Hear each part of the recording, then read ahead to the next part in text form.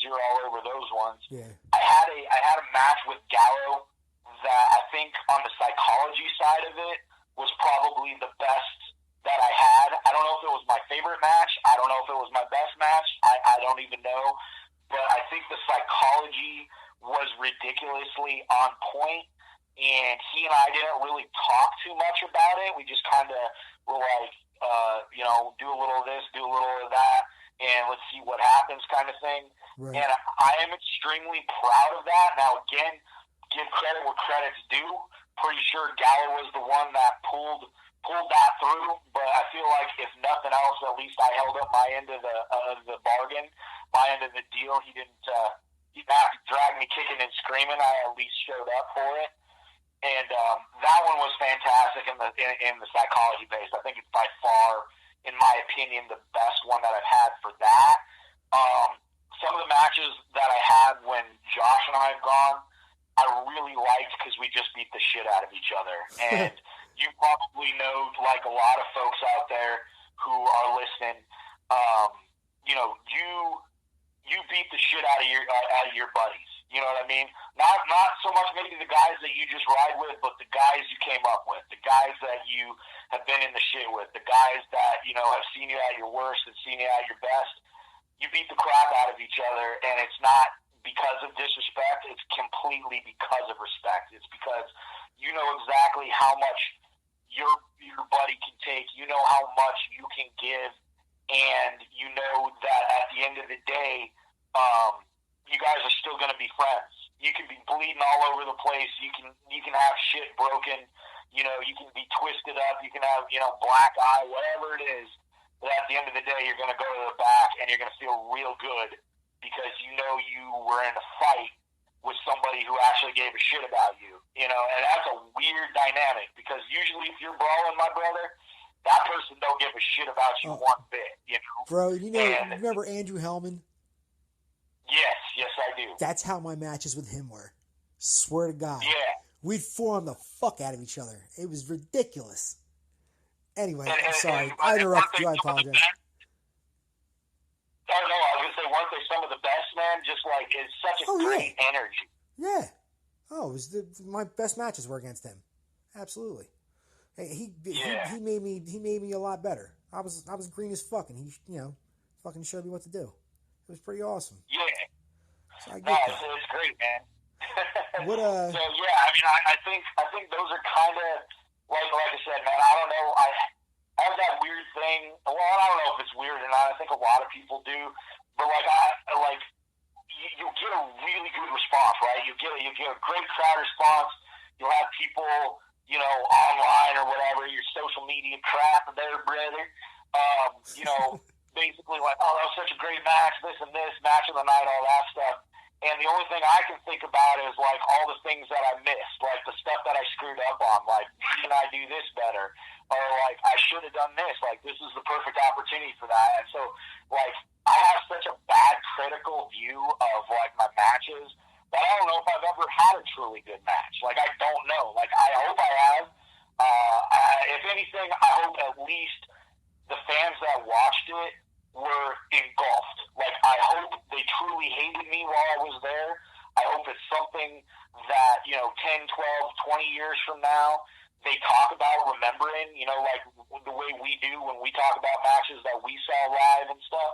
Like, that's what I hope for, because from beginning to end, I don't know if there's been one match that's been worth a piss that I've done. I truly don't know, because I always go, like, that sucks. And it's almost always, like, my own accord. Don't get me wrong. I've had some where, like, the other guy was not good, and that always happens. But I always feel like one way or the other, I should be good enough to pull somebody to at least something serviceable. And, so the only thing I can hope for is that people were truly entertained, even if they hated me, even if they wanted to fight me, which has happened, that they remember it. You know what I mean? That's crazy. What companies were you working for your last couple years of wrestling? So the last little bit was mainly Destiny, obviously, because we were hitting that hard, because obviously that we're putting everything in at the, the tail end was push.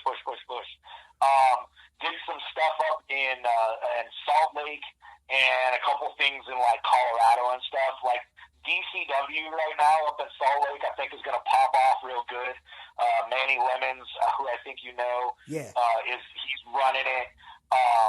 MK, I don't know how much say MK has, but that's his home promotion now.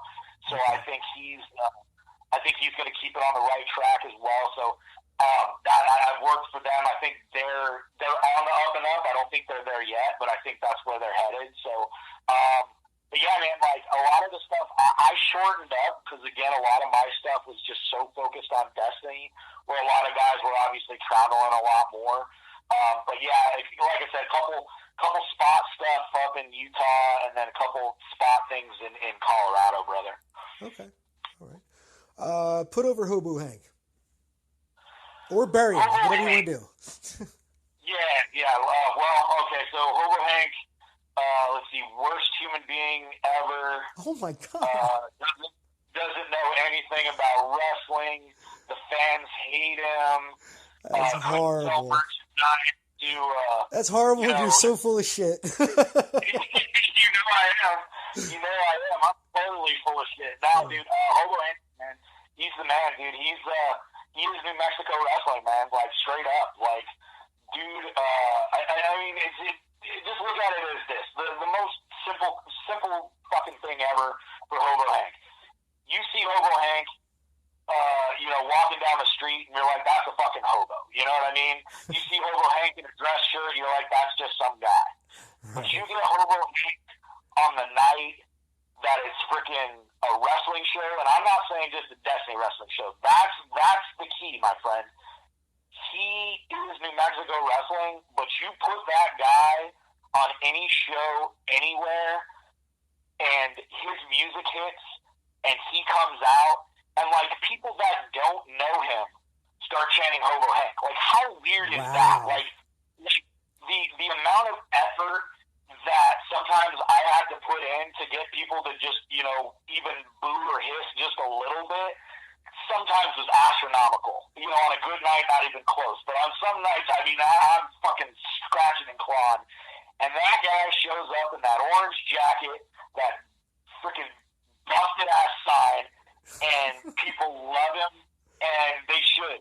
He is like one of the most genuine, cool guys you could ever meet, like so soft-spoken, always willing to help, willing to do anything, and here's the kicker about Hobo Hank. Did you ever get to work Hobo? No, but I've been on shows with him. I've been on like 4 shows with him. He's cool as fuck. Okay, so yeah, coolest guy. So here's the great thing about Hobo Hank, right? Hobo Hank will straight up, you can go light with Hobo Hank, or you can go heavy with Hobo Hank.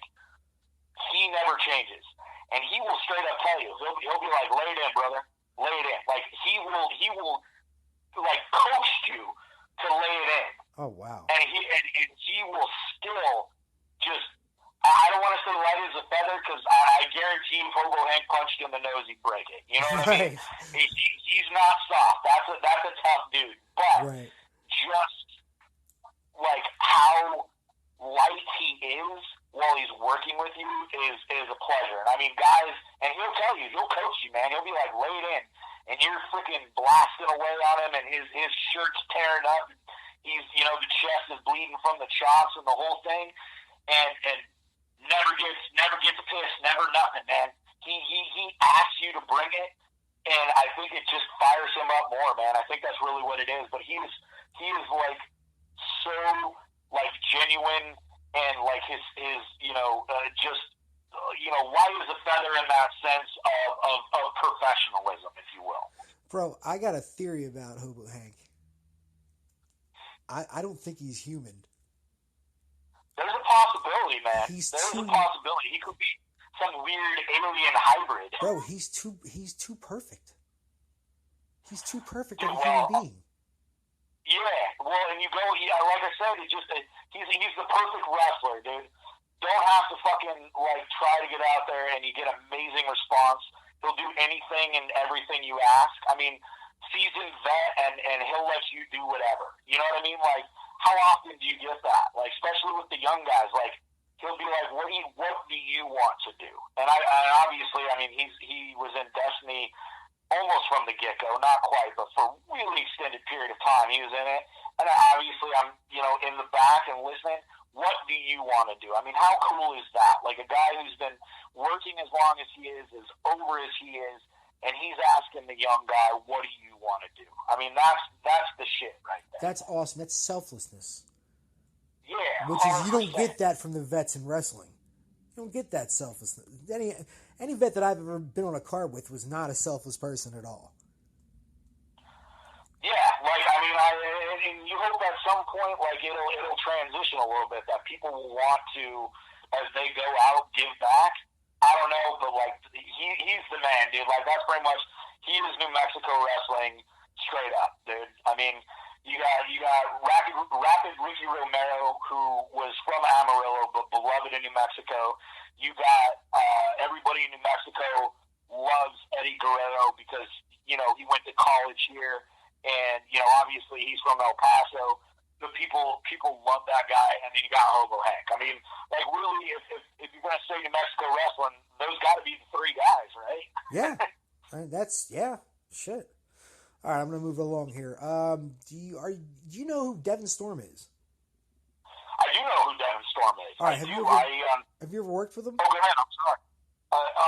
Yeah, so, again, 01 Pro in Phoenix there, or Mesa, was the first time I ever met Devon. He was on a show there. I don't even know if he was working that night or if he was just hanging out. But dude, that dude's a peach just because he didn't know us, you know what I mean? And he's very friendly, but standard, locker room friendly, nothing like that, right? Right. And we go out and we work and stuff. And again, we had a huge tendency for a good portion of our career to show up in suits. That was kind of our thing. We were big fans of rolling in suits everywhere we went because we wanted to make sure people understood that we respected what we were doing. We wanted to carry ourselves in a way that showed that we respected the business, in our minds, one way or the other, whether you agree with that or not. And I don't mean you specifically, but just whoever. But that was a big deal for us. So he saw us in the suits and stuff, and I think that, was yeah, that's pretty cool. And then he saw us work and, obviously how we interacted with the fans and stuff, and, how they were buying into the chaos, so to speak. And ever since then, man, he always put the DRC over. You know what I mean? Nice. He's reached out on numerous occasions for stuff that he could find local workers to fill the exact same spot, and has reached out and been like, hey, I want to get you on this show. You know what I mean? And how cool is that to not even know the guy, have really nothing to do with him, and then, kind of become acquaintances with him, and then all of a sudden that, he's tracking you down and stuff. So, dude, best words I possibly can say for freaking Devon. Always class act, good dude, straight up. And like I said, he took the time to look at the work that we were doing, and that's what I appreciated. You know what I mean? He actually dissected it and was like, I see what you guys are doing there. I see what you're trying to accomplish. I see how people are reacting to it. I love that. And then it, proceeded into, searching us out to get on stuff where, like I said, you just as easily could grab a local worker for probably cheaper, but he didn't want to, and that's awesome. Right. See, I bring up Hobo Hank and I bring up Devon Storm, particularly for one reason, because these are two altruistic people.